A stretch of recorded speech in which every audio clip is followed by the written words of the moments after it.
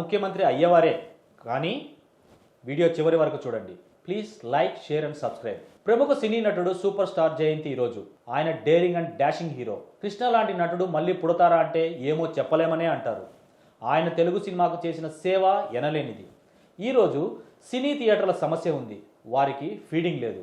కానీ కృష్ణ హీరోగా ఉన్న రోజులలో నెలకు కనీసం ఒక సినిమా ఖచ్చితంగా రిలీజ్ చేసి మంచి ఫీడింగ్ థియేటర్లకు ఇచ్చేవారు.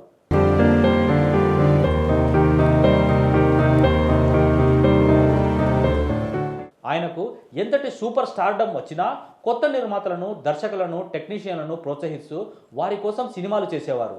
అలా ఏడాదికి 12 సినిమాలు తగ్గకుండా చేస్తూ సినీ పరిశ్రమను బతికించేవారు. అలాంటి హీరో కృష్ణ రాజకీయాల్లోకి రావడం అనూహ్యంగా జరిగింది. ఆయన 1984లో రాజకీయ రంగప్రవేశం చేశారు.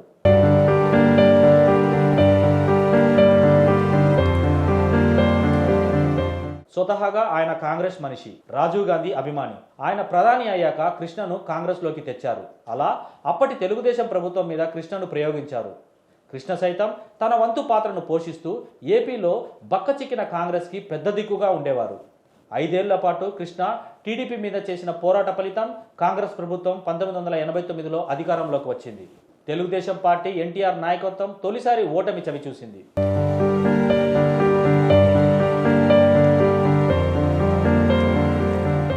ఇక ఆనాడు అంతా కృష్ణను కాబోయే సీఎంగానే చెప్పేవారు. కృష్ణకు కాంగ్రెస్ హైకమాండ్తో, ముఖ్యంగా రాజీవ్ గాంధీతో ఉన్న సాన్నిహిత్యంతో ఆయన తప్పకుండా సీఎం అవుతారని అనుకునేవారు. ఇక రాజీవ్ గాంధీ కూడా ఎంతో చరిష్మా ఉన్న కృష్ణను సీఎం చేయాలని భావించారు. అయితే 1991 మే 21న రాజీవ్ గాంధీ తమిళనాడులోని శ్రీపెరుంబదూరులో జరిగిన మానవ బాంబు దాడిలో అకాల మృత్యువాత పడడంతో కృష్ణ కూడా రాజకీయ వైరాగ్యం చెందారు. ఆయన 1989లో ఏలూరు నుంచి లోక్సభకు కాంగ్రెస్ ఎంపీగా పోటీ చేసి గెలిచారు.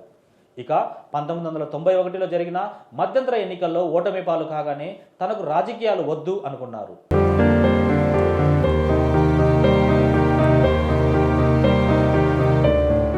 ఆ తరువాత ఆయన ఏ రాజకీయ పార్టీలోనూ చేరలేదు. జీవితకాలమంతా కాంగ్రెస్లోనే ఉన్నారు. ఆయనకు నచ్చిన ముఖ్యమంత్రులలో వైఎస్ఆర్ ఒకరు. ఇక రాజీవ్ గాంధీ లేని రాజకీయం తనకు వద్దు అనుకుని కృష్ణ కఠిన నిర్ణయం తీసుకోవడం వల్లనే ఆయన స్వల్ప కాలంలోనే రాజకీయాల నుంచి తప్పుకోవాల్సి వచ్చింది. లేకపోతే కృష్ణ రాజకీయ జీవితం మరో ఎత్తులో ఉండేది. ఇక రాజీవ్ గాంధీ బతికి ఉంటే ఆయన ఖచ్చితంగా ముఖ్యమంత్రి అయి ఉండేవారు అని కూడా అంటారు.